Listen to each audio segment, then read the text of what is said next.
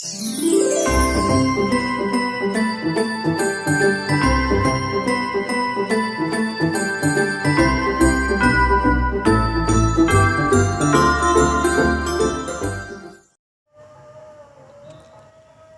ଆଜି ଜାଣିବା ଲାଭ ଓ କ୍ଷତି ହିସାବରେ ଶତକଡ଼ାର ବ୍ୟବହାର।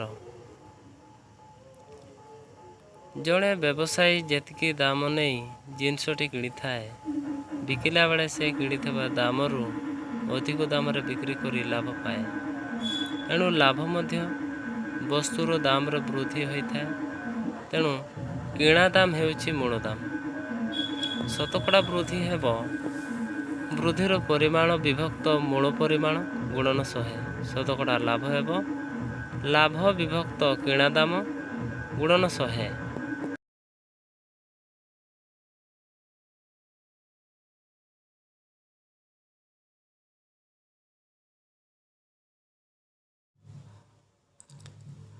ଅନେକ ସମୟରେ ବଜାରରେ ଦାମ କମିଯିବାରୁ ବା ବିକ୍ରି ହେଉଥିବା ବସ୍ତୁଟି ପୁରୁଣା ହୋଇଯିବାରୁ ବ୍ୟବସାୟୀକୁ ନିଜ କିଣା ଦାମ ଠାରୁ କମ୍ ଦାମରେ ବସ୍ତୁଟିକୁ ବିକିବାକୁ ହୋଇଥାଏ। ଅର୍ଥାତ୍ ସେ କିଣିଥିବା ଦାମ ଠାରୁ କମ୍ କରି ବସ୍ତୁଟିକୁ ବିକିଦିଏ। ତେଣୁ ବ୍ୟବସାୟରେ କ୍ଷତି ହେଉଛି ବସ୍ତୁର ଦାମରେ ଘଟିଥିବା ହ୍ରାସ। ଶତକଡ଼ା ହ୍ରାସ ବାହାରିବ ହ୍ରାସର ପରିମାଣ ବିଭକ୍ତ ମୂଳ ପରିମାଣ ଗୁଣନ 100। ଶତକଡ଼ା କ୍ଷତି ବାହାରିବ କ୍ଷତି ବିଭକ୍ତ କିଣା ଦାମ ଗୁଣନ 100। ମନେ ରଖ, ଶତକଡ଼ା ଲାଭ ବା କ୍ଷତି ସର୍ବଦା ବସ୍ତୁର କ୍ରୟ ମୂଲ୍ୟ ଉପରେ ହିସାବ କରାଯାଏ।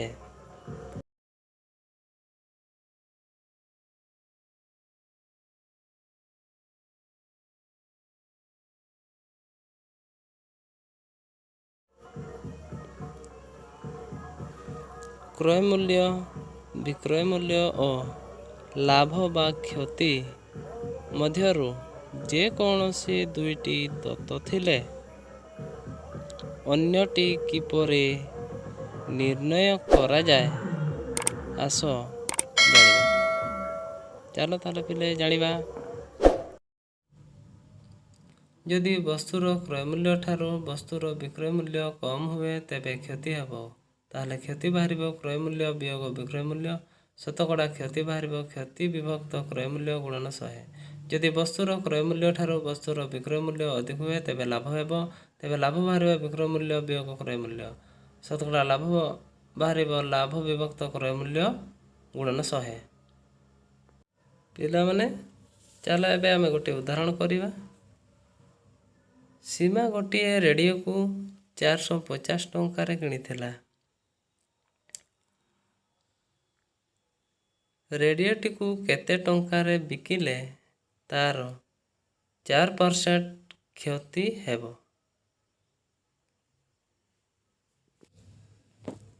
ଏଠାରେ ରେଡ଼ିଓର କ୍ରୟ ମୂଲ୍ୟ ଦେଇଛି 450 ଟଙ୍କା, କ୍ଷତି ଦେଇଛି 4%। ତାହେଲେ କ୍ଷତି ବାହାରିବ 450 ଟଙ୍କାର 4%, ଅର୍ଥାତ୍ 450 ଗୁଣନ 4 ବିଭକ୍ତ 100। ତାହେଲେ 450 ଗୁଣନ 4 ବାହାରିବ 1800 ବିଭକ୍ତ 100। 1800ରୁ 2ଟା ଶୂନ, 100ରୁ 2ଟା ଶୂନ କଟିଗଲେ ରହିଯିବ 18 ଟଙ୍କା।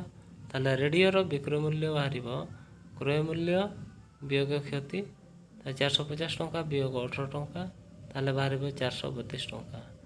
ଅତଏବ ତେବେ ସୀମା ରେଡ଼ିଓଟିକୁ 432 ଟଙ୍କାରେ ବିକିଲେ ତାର 4% କ୍ଷତି ହେବ।